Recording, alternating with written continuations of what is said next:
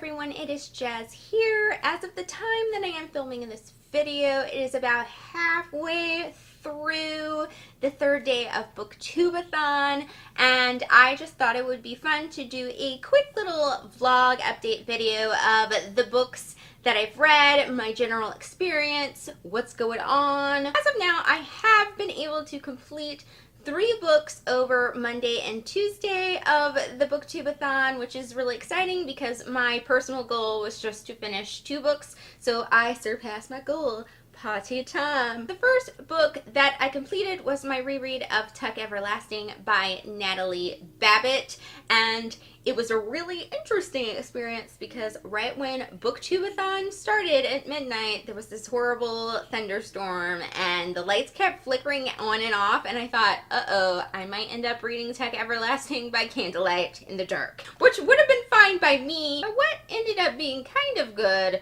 was that the whole electricity situation jacked up my internet, so thus I couldn't look at my phone or my computer or any of those distraction things when the Booktubeathon started. The only downside of that was I was really looking forward to going on YouTube and listening to my Tuck Everlasting book playlist while I was reading the first portion of this book, and I couldn't do that because I had no internet, and that was kind of a bummer. However, I will link that playlist in the description because just because I didn't end up getting to listen to it this reread around doesn't mean that you can't listen to it. I read a good chunk of this before I went to sleep in the nighttime, and then during the next day around the afternoon I ended up finishing this, and thus I not only checked off the challenge to read a book in one day, but I also had time to check off the next book that I also selected for reading a book in one day, and it is A Game of You, which is the 5th Sandman novel in the Sandman graphic novel series. As it's a graphic novel, I pretty much breezed through this. I read this from the afternoon into the nighttime, finished it well before midnight, so yes, I got my second read a book in a day book done. I did actually get to listen to music that I wanted to listen to while reading this. Well, I don't have a playlist for this one. I have been wanting to listen to Amber Runn's album.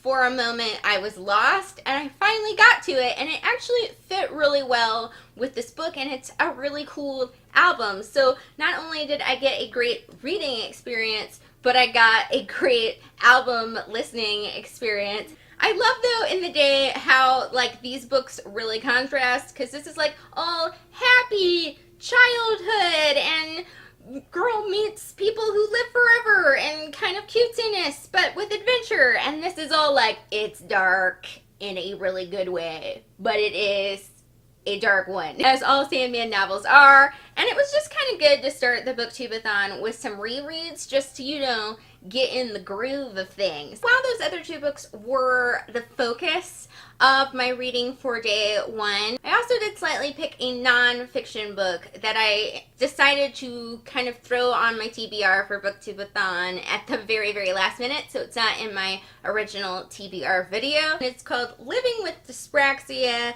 a guide for adults with developmental dyspraxia. I decided to add this onto my TBR just to make reading it a little bit more fun. Dyspraxia is a learning difference that I have.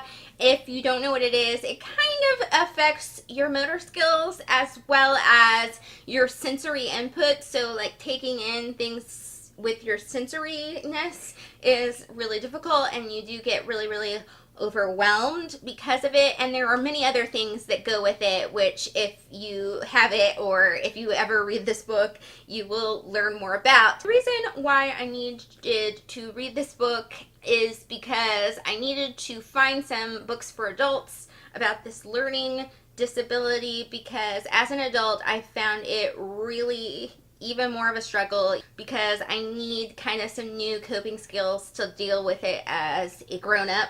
I was reading this sort of on Monday, and then I also ended up completing this on Tuesday, and I think it was a really good idea that I decided to read this while doing a readathon. It did make it a little bit more fun to read, even though it's a short book. I'll probably talk about this more in my reading wrap-up, but I will say that a lot of this did kind of help me with things that I'm experiencing. So I'm really glad that I got that completed. As of now, I have 3 books down, 4 more to go. I'm probably not going to finish all those 4 because I picked some really, really long ones. I still have a very, very huge chunk of Otherland River of Blue Fire by Tad Williams to read. I haven't really gotten to read much of this in the Booktubeathon just because it is a book that I absolutely cannot read when I'm tired, and I was really super tired by the end of yesterday. This book is separated into 4 sections, so I'd like by the end of Booktubeathon to finish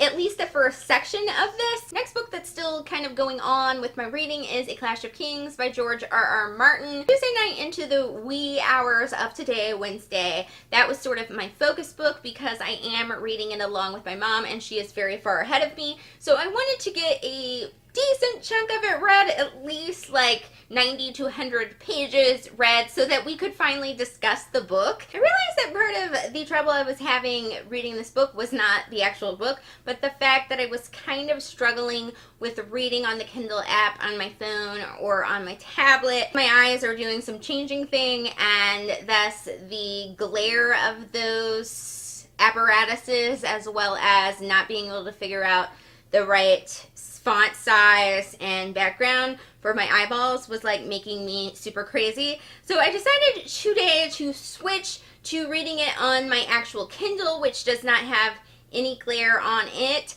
and I think that's going to help me progress more quickly through this book. And I think I'm going to focus on this most of the day. Still have Juniper Lemon's Happiness Index to get on completing. Now, this is my book that I read outside, and I also chose to listen to an audiobook because it was on Scribe. So I am just barely into this book, and I do want to read more of it. But first of all, it is like super hot outside and just like nasty, so I kind of am not inspired to read this very much outside. So thus I've only been reading it when I do short walks with my dogs, which means I'm not progressing very far with this book.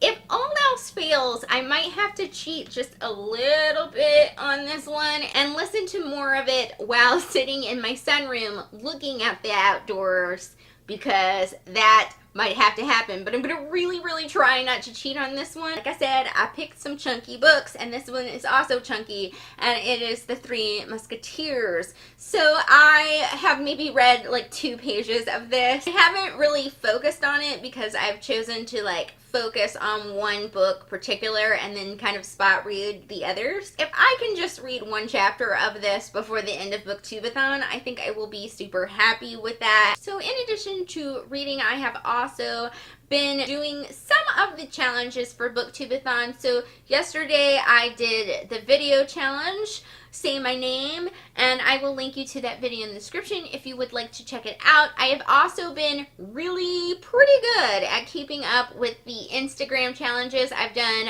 all 3 days so far, and I'm planning to do every day of the Instagram challenges. And if you would like to follow me on Instagram and learn more about what I'm reading or finishing or doing for those challenges, the link is under my social medias in the description. That's pretty much all I have to say about what I've experienced during my Booktubeathon so far. That is it for today, my fabulous people, and I will see you all hopefully tomorrow. Thank you for watching.